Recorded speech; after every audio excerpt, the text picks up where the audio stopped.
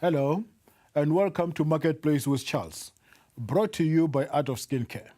Art of Skincare, the company that brings out the beauty in you. Also, many thanks to our new sponsor, Kuisa Lodge, situated at the heart of Mabalingwe Nature Reserve. I am Charles Ngobeni.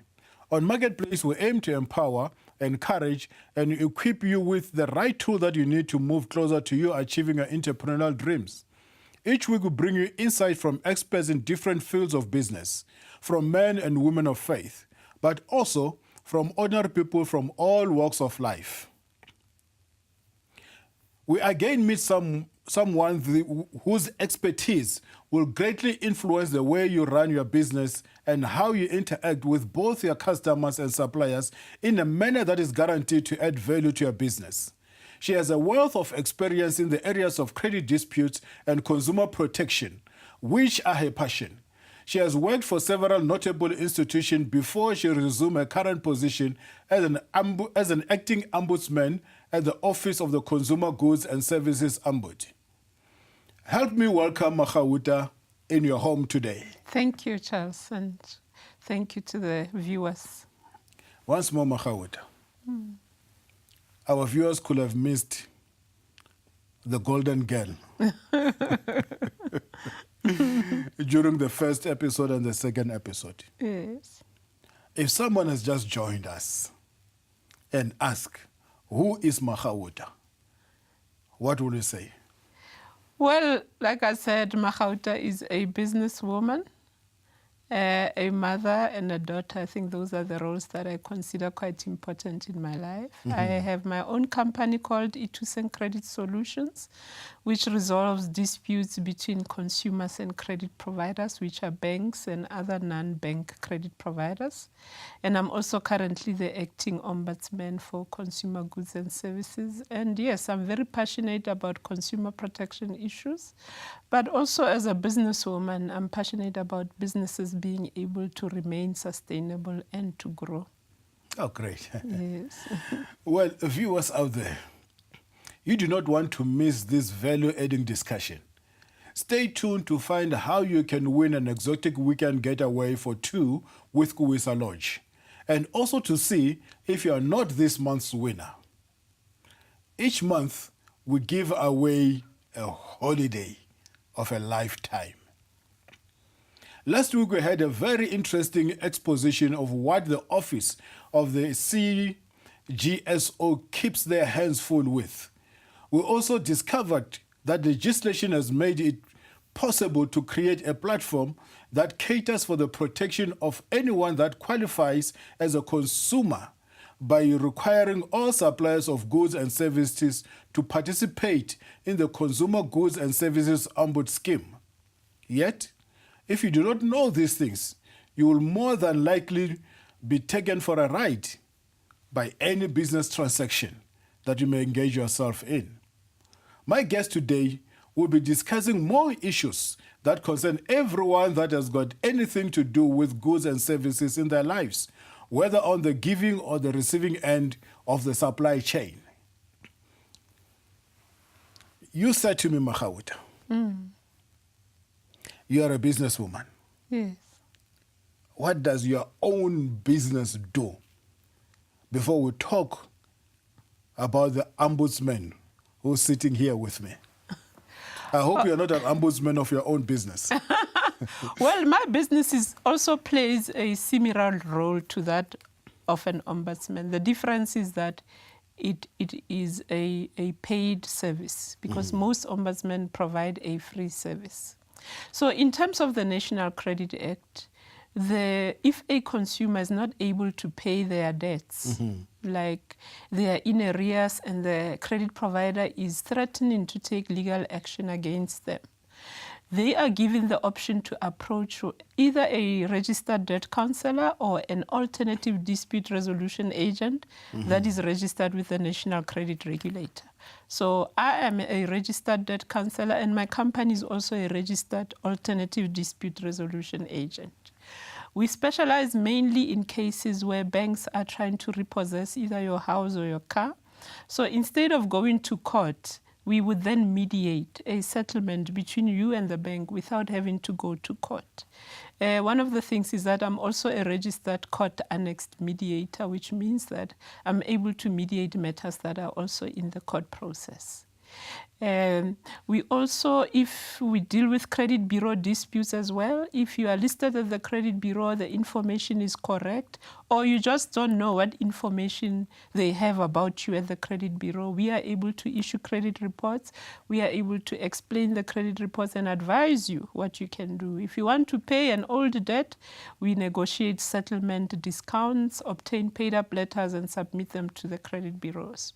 We also assist employers who have a lot of garnishee orders that go through the salaries of their employees. We check whether the garnishee orders are in line with the law.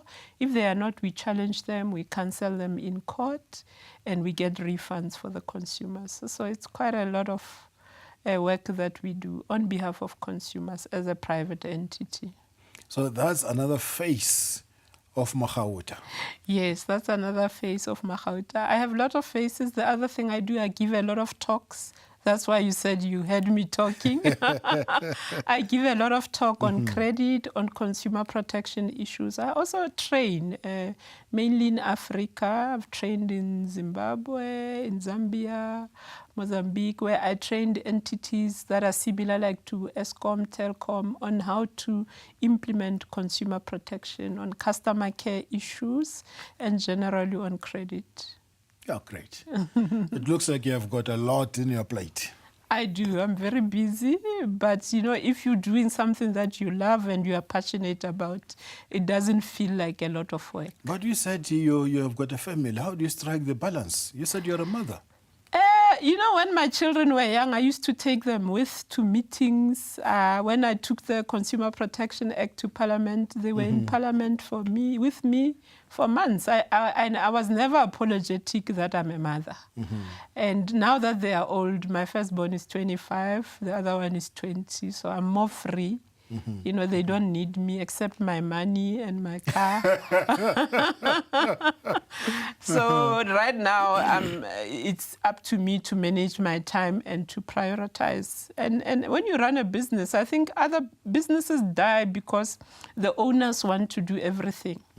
What I've done is that when I'm sitting here, there are capable people in the office who are running the business, who are doing the actual work. My work is to monitor, is to go out there and find business, but not to do the actual mediation or the actual work. I've employed young people that have enough capacity, knowledge, and expertise. I support them to do the work. Because sometimes as business people, we don't trust people. We want to do everything, and you will exhaust yourself. I wish every business person out there will understand the 3 layers of business. There's a visionary, there is a manager, yes, and there's a doer. And everyone must play their role. Their role, yes. If you are a visionary, you can't be a manager. If you're a manager, you can't be a doer. Because if you move from a visionary to a doer, then the vision is lost. Yes, the vision is lost because you can't separate yourself from the day-to-day. No. So I'm glad you explain it that way because I consider myself the visionary of the business. I must make sure we have the correct strategy, we have the right relationships, we bring in the business. There's a manager who sees that the day-to-day running of the business happens without me being there. And then you have the people that do the actual work. So that's how I have structured my business. So it allows me to be away for a week or whatever, or be here. But the business is running, it hasn't stopped. In fact, if you do business God's way, you should be on vacation all the time. 365 days of the year. Yes. You know, because when God blesses you, it does not come up with toil. It does not come up with sweat. It's hard work, but without toil. Yes. We should be on vacation and enjoy your business. Yes, now I enjoy my business. Let's go back to Magauta. The Ombud. The Ombuds. Tell me, who is the consumer that has the right to complain when they have been dealt a raw deal in business? The Consumer Protection Act talks about anybody who enters a prospective consumer and an actual consumer. When they talk about a prospective consumer, it just means that they cover advertising. So because when you advertise to somebody, they have not transacted with you, so they are not yet your customer. But the Consumer Protection Act covers that part. So it's your prospective consumers, because advertising can be misleading, can lead into people entering into agreements that they are not allowed to. So they talk about a prospective consumer. Then they talk about an actual consumer who has transacted with you. There is also a third layer that they add. They say a person who could benefit from the product that you have sold. So a consumer is not only somebody who has entered into a direct transaction with you.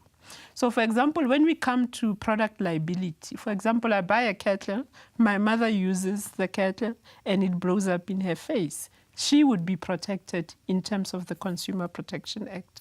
And then another important differentiator is that the Consumer Protection Act does not cover business-to-business transactions, except if that business turnover is equal to or less than 2 million. So if you're a small business, you can be considered a consumer depending on whether you meet that threshold or not. If you are bigger, you cannot come and complain to us. You have to take your matter either to arbitration or to court. And recently, the Department of Trade and Industry, in terms of the Companies Act, has established what they call the Companies Tribunal. It actually resolves disputes between businesses, business to business, not business to consumer, because they saw that there was a gap in the market where you can be over the 2 million threshold, but you still don't have the muscle to go to court to fight a case. So at least that gap is being closed now. Can you explain to me, what is it that can trigger a complaint in a business transaction? There are lots of things that can trigger a complaint. I think maybe we need to talk about the value chain before you get to transacting. Before you transact, somebody has to bring your attention to their product or their service through advertising. The Consumer Protection Act covers advertising. It must not be misleading. It must be truthful. And there are other specific issues that they cover. For example, advertising where they will say, come to the shop, there's a product for R9.99. When we get there, that product is not there. They want to sell you a product for R50. Yeah? That is what the Consumer Protection Act calls bait marketing. They want to bait you.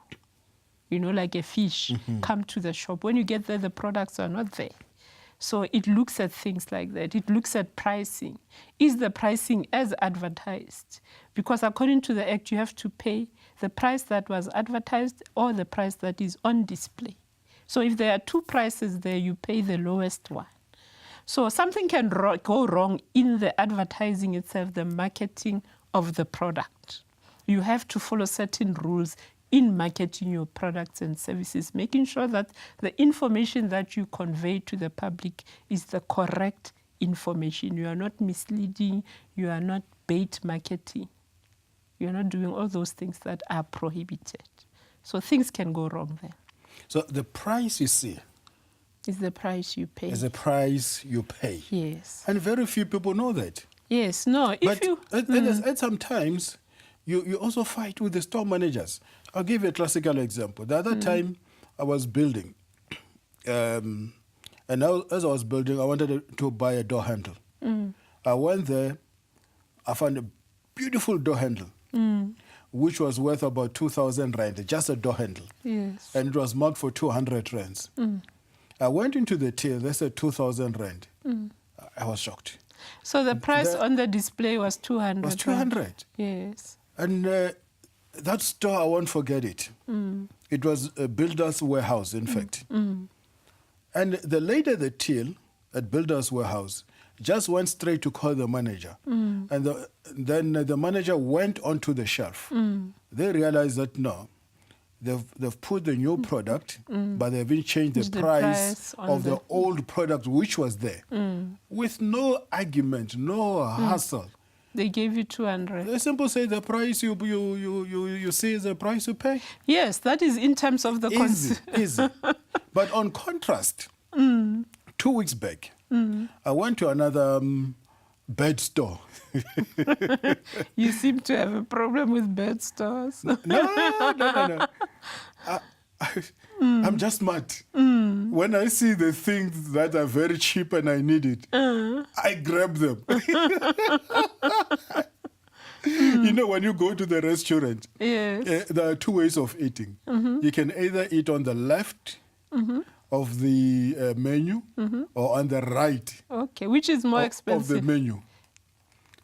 It is the same thing. It's either, what I'm trying to say is either you decide what you want to eat. Yes. You forget about the price.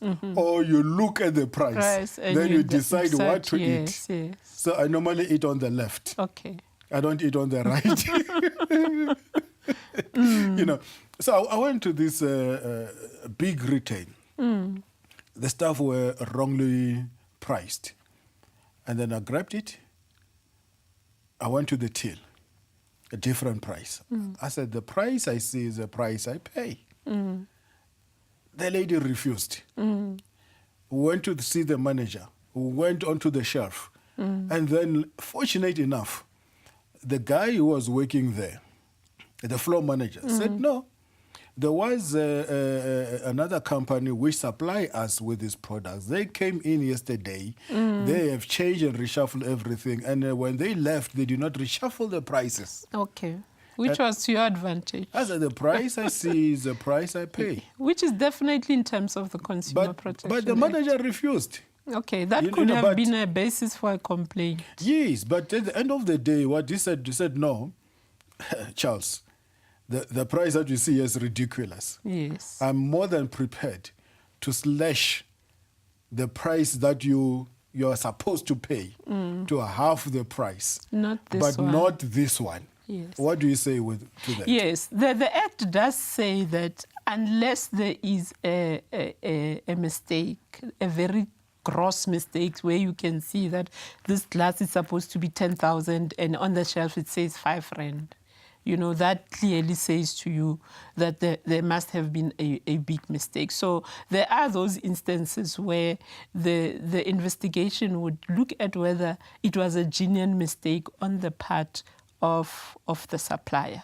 Because pricing is very important. If you look now with the VAT increase, a lot of suppliers were not ready. Yeah. Because remember that between the time that the VAT increase was announced and the time frame from which they needed to implement it, no one was ready to change all the labels in the store.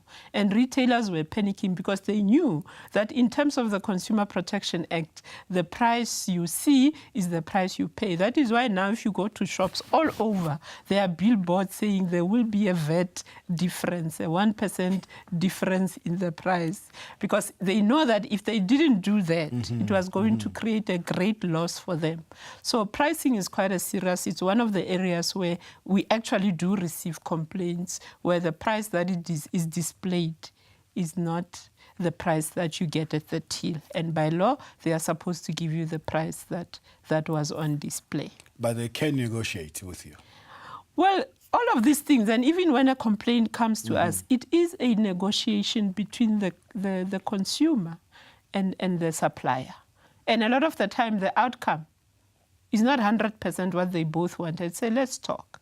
Because sometimes even it works to the advantage of the consumer because under different circumstances, the supplier is right. But because they want to retain their customer, they say, okay, we will compromise. Because it's not an investigation, it's a discussion. It's finding an amicable way to resolve the matter. So we've said it can go wrong in advertising, it can go wrong on pricing. It can go wrong on the product itself because the Act says that the consumer is entitled to a product that is in good working order, that serves the purpose for which it was bought, and that lasts as long as anybody would reasonably expect it to last. So that is the requirement of the Act. So we must buy products that are in good working order, unless you have been told that this product is not 100% okay.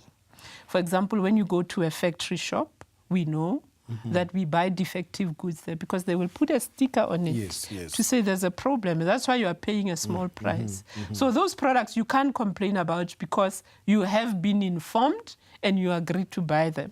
But under normal circumstances, products must be in good working order, must be to the specification that you ordered, if it's a specially made product. So if you give the supplier, maybe somebody who makes couches or a dress, that I want a particular dress, it must look this way in material, they must deliver exactly what you asked. And a lot of the time, it goes wrong there. At what point are the citizens or an aggrieved business entitled to lodge a complaint with your office?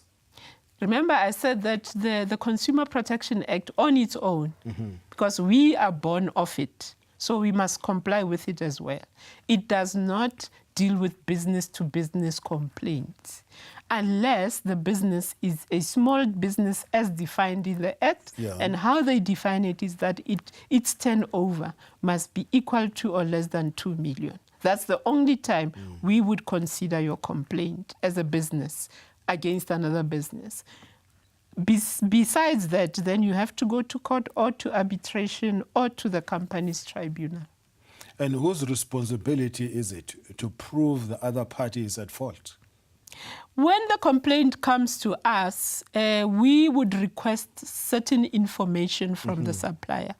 If a consumer makes an allegation, sometimes they will have proof, sometimes they will not. Sometimes it might be a product, let's say it's a computer, and a consumer says the computer was faulty. Our office would then get an expert in computers to inspect that computer so that they can make an independent decision.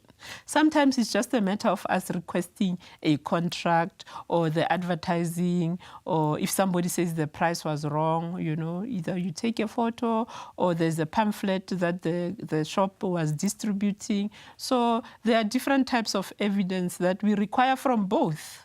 So if you are making a claim as a consumer, we will say, okay, let's see the contract. If you don't have it, we will request it from the supplier. So both parties, depending on the type of matter, might be required to submit some information.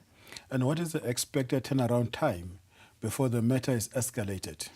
Okay, in terms of our code, if we refer the matter back to the business has 15 business days to resolve the matter. If it's a more complex matter, they are allowed to ask for an extension. But us as an office, we have, in terms of the code, a mandate to resolve businesses within 60 business days, which is 3 months. But internally, we set ourselves a lower target, because we don't want to go up to 60 business days. That's too much. Yes, that's too much. Yeah. But there are cases where it can go that far, but we try and average it out to about 40 business days maximum. That's not the standard. And suppose the consumer hits the wall. What's next? If we are not able to resolve the matter, remember I said that we are not a court. Yes. We don't have the power to make binding decisions. We can recommend to a company how to resolve a matter, but then they have the right to say no. If they do that, then we have to refer the matter to the National Consumer Commission, who will then institute a formal investigation if it's warranted. If they do that, then they find that the supplier was in the wrong. They then can refer the matter to the court tribunal. The tribunal makes a court decision, a binding decision. And like I've said before, they can fine you 10% of your annual turnover, or 1 million if you are small. If the annual turnover can't be more than 1 million because you are a small company. But that's what they can do. Tell me, is there any particular channel through which the complaint maybe escalated to you? You mean complaints get escalated to us if sometimes consumers come direct to us. If they come direct to us, we take the matter back to the supplier to give them an opportunity to resolve it, because they did not have an opportunity. But if the consumer has already gone to the supplier, then we would immediately intervene in the case. We still have to send it back to the supplier for them to give us a response. But then we will have to deal with the matter. Those are the channels that complaints are escalated to us. But sometimes we get complaints from radio stations, television programs, from consumer journalists. Then we also deal with them.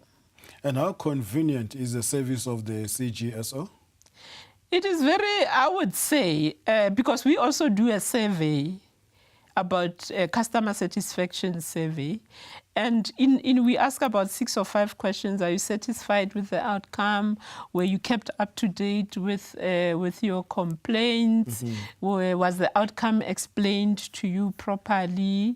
Would you recommend the CGSO to other consumers? Usually we get about 85-90% positive response. So that shows us that we are doing a good job. But the 10% that are not happy, we also don't ignore. Like we said, we look at that feedback and see how internally we can improve our processes. Because we want to pride ourselves on being responsive, on time, and within the time frames, compliant with the time frames that we have been given. Oh, great. And unfortunately, we ran out of time once more. And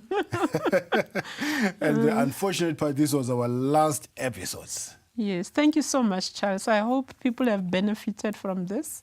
But if they have further questions, I think they can always contact the office. Which office and where?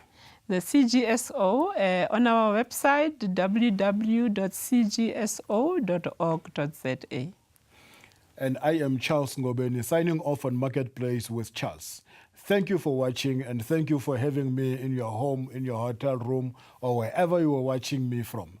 You can get hold of me on charlesngobeni.com or on Instagram, Charles_Ngobeni. If you want to win yourself a holiday with Kuwisa Lodge in Bilabila, simple, easy. Go into my Facebook. Just go there and like Charles Ngobeni, and you'll be on your way to Kuwisa Lodge. See you next time, same place, same channel. Bye.